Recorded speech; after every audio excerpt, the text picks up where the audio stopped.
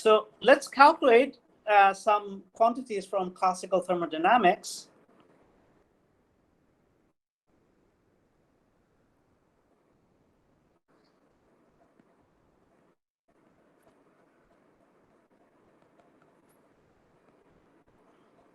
So, for example, pressure, right?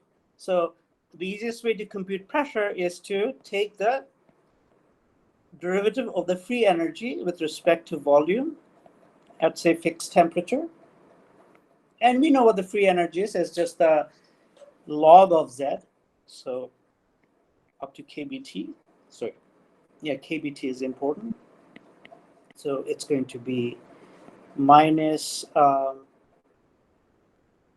so the free energy, so there's going to be kBT log of Z. And when we do this, just a very simple calculation gives you, it's going to be kBT N by V. Okay, so you get PV is equal to KB, it's KBNT, right? Which is the ideal gas law. Okay, so we see that the canonical ensemble and does give us the ideal gas law. So everything is consistent. So I think we should make some comments at this point. And by the way, this is based on David Tong's notes, so you can read more. He has some very, very nice things to say. And, I am not claiming any originality here, but, I'm summarizing stuff he's saying in a way that makes sense to me. Okay, comment number one is that, the ideal gas law, so this is the ideal gas law. So the ideal gas law is classical.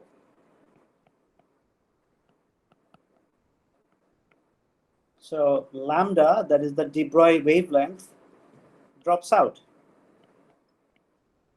Or more appropriately, h bar drops out. Okay.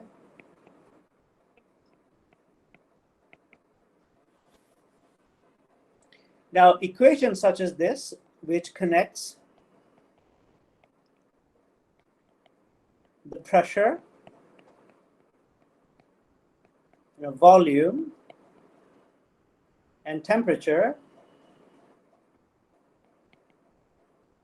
of a gas is called, the equation are called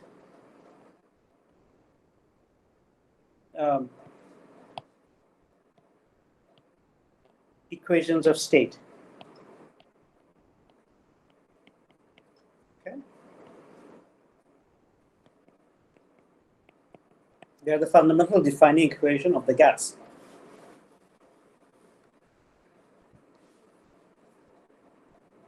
So the ideal gas law is valid for, gases, uncharged gas, neutral gases.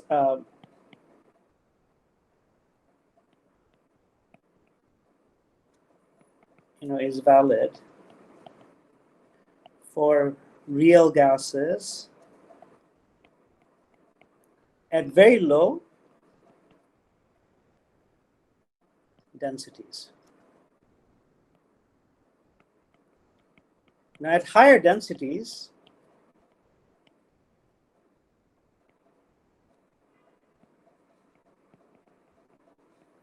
interactions become important.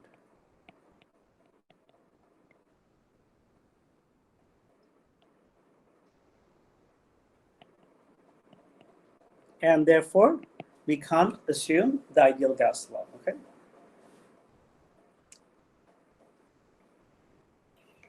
So the form that we low density part, is that equivalent to high temperature and low pressure?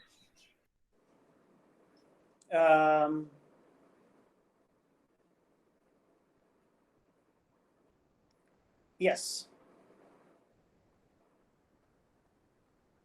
because when you've got low pressure and high temperature, yeah, I mean, these are all related, right? Yeah.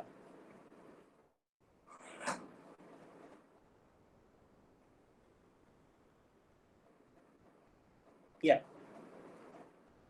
In fact, if you look at Tong's notes, he plots these things, but what he does is that he, on the x-axis, on the x-axis he plots, I think, P, the pressure. On the y-axis he plots PV over N, PV N KBT, and there's one here, and the experimental, this should just give you one, right? If the ideal gas law was valid. But he shows that for some gases it goes like this, some gases it goes like this. So yeah, so it's really at this region where this is valid. But of course here, they're not specifying what the V and T is. So okay, I see. Yeah. So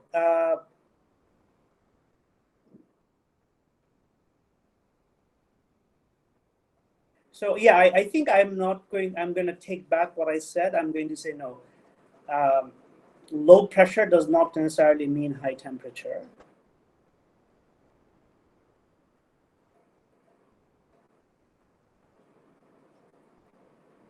Yeah. In fact, pressure is actually related to the average kinetic energy of the gas molecules, right? And we know that the average kinetic energy is actually determined by the temperature. And the more temperature you have, the higher the kinetic energy. Okay, Farhan? Yes, sir. Okay, so the form of the ideal gas law that we just derived is of this form. PV is equals to KB N of T.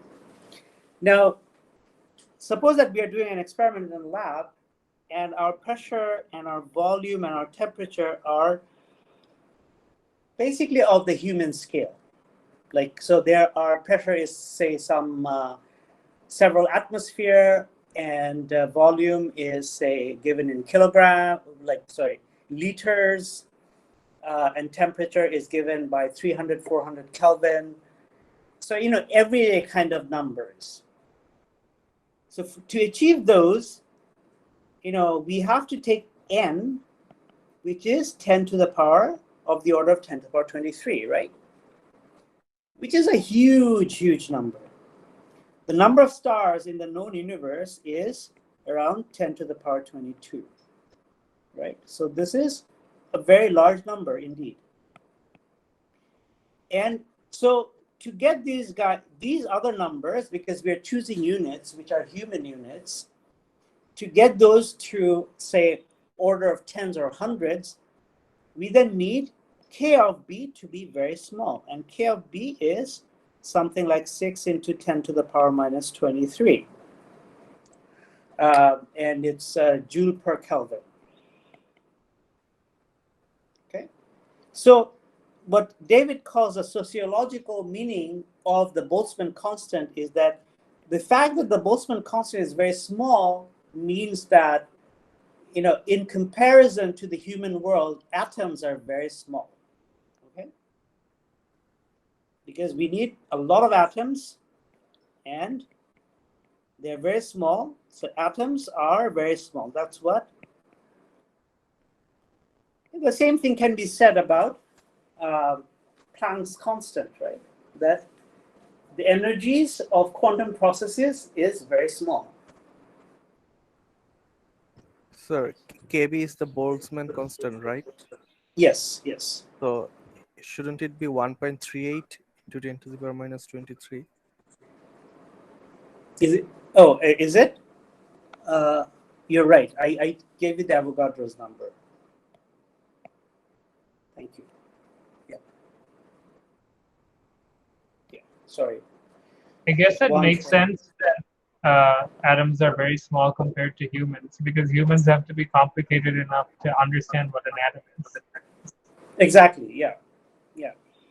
That's an anthropic argument, but I agree with that. Yeah. All right. Cool. So we can use chemist notation, and it's often used in, say, blood will. And in chemist notation, the ideal gas law is PV is nRT, where n is the number of moles, right? So n is the number of atoms divided by the Avogadro's number. And Avogadro's number is what I was calling mistakenly. So that's 6 in 10 to the 23 or something. And so if you're measuring the volume of gas in terms of Avogadro's numbers, or the number of gas molecules, then the ideal gas law constant is something like 8 joule per Kelvin, I think per meter or something. Yeah. And we, this is a sensible everyday number. Okay. So chemists are sensible people. Physicists are not. Which makes sense. Physicists are obsessed with the invisible, the thing that cannot be seen, and especially statistical mechanics people. They for the longest time until the 20th century, even the idea of atom and molecules was not universally accepted. I feel like, in the same way that a lot of people today don't accept, the fact that there is a virus, that there is a pandemic out there. I know many people who still don't believe that. So in the same way, in the late 19th century, people didn't accept the idea of atoms. So anyway, that's a controversial topic. But very topical. Okay, any questions? I think R should be joule per Kelvin per mole, because it should be energy on M that is side. mole. Yeah, you're right. Sorry, M is mole. Yeah. Yeah. Yeah. So I should write not meter but mole. All right. So thank you, Saif. Okay, any more questions or comments or corrections? Sir, I asked a question in back channel like half an hour ago. Okay. Sorry. Oh, I'm sorry. I didn't want to interrupt you. You were really on a roll, so I didn't want to interrupt. No, thank you for reminding me. Great. When we did the exercises for partition function, Planck's constant disappeared for the harmonic oscillator. Why is this so?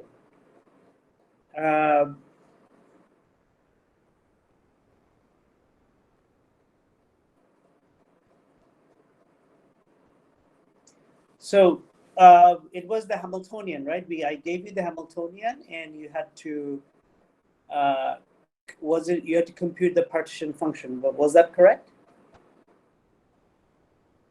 Yeah.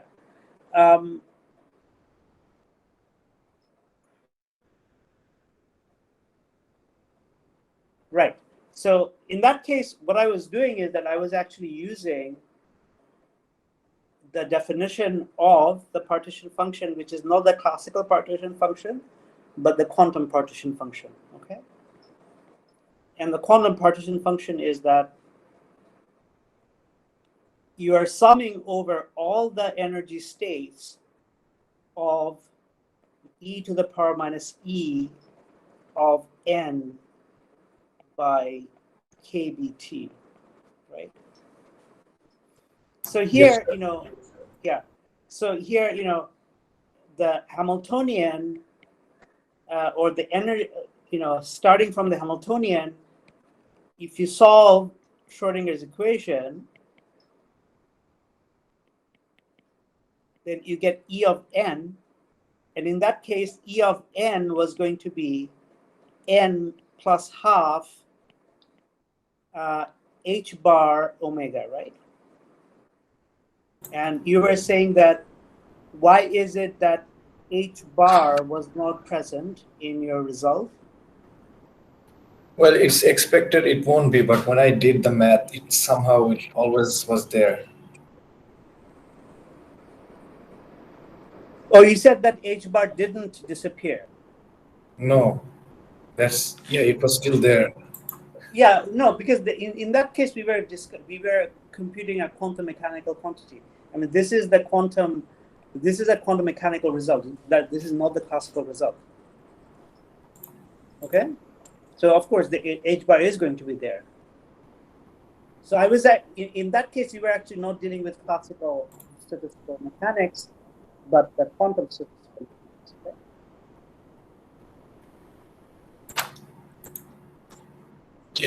Yeah, but the final answer they wanted the questions wanted from us that did not have the H. I was confused. It Yeah, I depends was on what actually you're confused about that again also. What were you computing? Sir, I Can you think remind in me? the question H was supposed to be 1. Like they worked in a Oh yeah, different. that could Yeah, be. Yeah, that that's maybe right. that was the source of his confusion. Yeah. I A lot of was times- wondering why is it 1? Yeah. So that's something that we do in high energy physics. High energy physics is like chemistry. You can just So for example, we also put the speed of light to be 1. So that means that we are measuring time in terms of the speed of light. So, if time is 1, that means that is the time that light would have, taken. So how should I say this?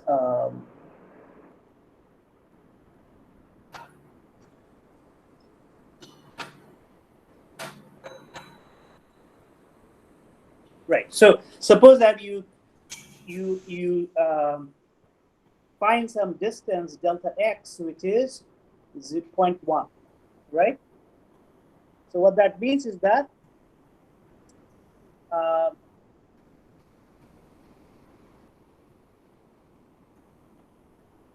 you can so you can turn that into, say, so suppose you want to turn that into meters, right? So what happens is that light travels 3 into 10 to the power, was it 8 meters per second? Yes, sir. 8. Right. So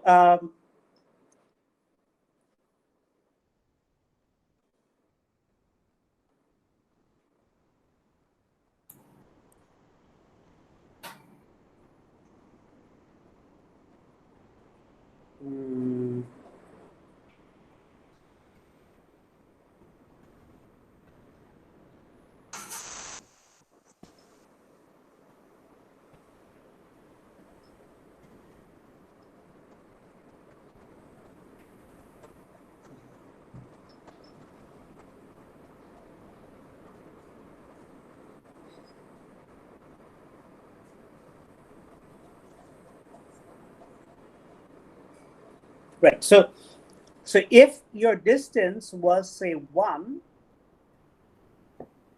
then what you would say is that would correspond to a distance of 3 into 10 to the power 8 meter. Okay? And therefore, when you're saying your distance is 0.1, it'll be 1/10 of this distance. Okay, so that's a weird kind of different way of measuring units. where you these are called natural units, where you try to measure the distance, angular momentum, as well as time in terms of some physical system. So h bar equals to 1 is, you can say that, okay, let's take a particle whose unit, whose spin is, say, or angular momentum is h bar, right? So we can find particles like that in nature. For example, for an electron, the spin of electron is half h bar. So if you take two electrons and you pair them into a bound system, then you can have a particle whose unit is whose angular momentum is h bar. And in everyday measurement, h bar is very, very small. So but if you're using h bar equals to 1, what you're saying is that if you have, say, 300 as your angular momentum, that means that your angular momentum is 300 that of the angular momentum of an electron. Okay? So that's basically what this unit means.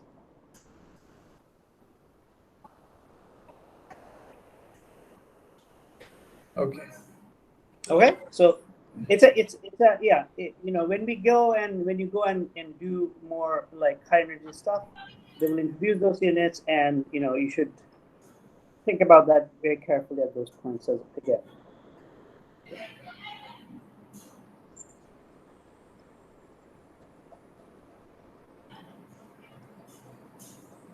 Okay, so any other questions?